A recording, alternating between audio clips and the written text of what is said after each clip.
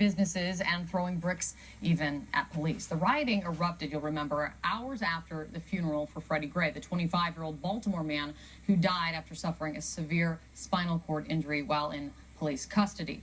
The video shows that with the exception of an initial kind of incursion by a SWAT team, officers did not move in for nearly 90 minutes after the crowd had largely moved on. The police radio calls that you are about to hear were made during the worst of that rioting. Attention all units, I need all available northern units at Swan Drive and Glen Falls with your riot gear. Okay, what's going on? Signal 13, we rehash the righteous camp. We got hit with a brick, so we're going to stand by here. I can't leave these officers here by themselves. Hold the line. Do not come forward, and do not chase them. We're sitting up here, and there's a couple hundred people here. I am not going to let my guys get hurt because we have equipment we're not using. Somebody get me some type of fucking thing. You can hear the intensity during the kind of those chaotic moments. In the end, more than 150 officers were injured. Hundreds of businesses were damaged. You saw just the rioting play out for hours and hours. Brooke Baldwin is joining me. Brooke, you talked to, this was really important because you talked to two officers and they talked about this moment, kind of a flashpoint when they were told to hold back, to not move forward. How did they describe it? What did they say to you about They it? did. I mean, really what we're finally seeing in this video essentially corroborates what these two officers were telling me. You know, they agreed to sit with me and speak based upon condition of anonymity. These are two active officers in the Baltimore Police Department. But when you hear the radio, you hear hold the line, hold the line. This is just backing up. This is the Mandalin Mall, broad daylight, afternoon, a bunch of 14, 15-year-olds getting out of school, tossing massive, massive rocks. And so these officers I talked to corroborate what you heard. They were told not to engage. They were told hold the line, meaning don't give up any ground. And they told me they were terrified for their lives. Here they were. We were told to not engage. When I say not engage, to allow the people to throw whatever items were being thrown at us, and just hold the line. That was the one thing we kept hearing all day, hold the line. So wherever the line moved to, that's what we did. What does that mean? Just stand pat, hold the line. Don't move, don't give up any ground, don't back up. But don't engage. Don't engage. Is that what the academy trained you? Is that what your gut instinct told you to do as well? Or were you having to hold back? You didn't want to hold back, but you were being told from up the chain to hold back.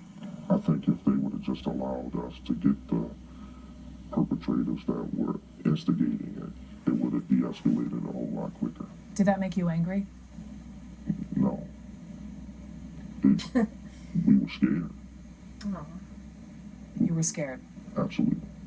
What were you scared of? What a nice man. Getting hit with a brick and possibly, I mean, we've seen people in our profession hit with objects and never recover or become vegetables or die.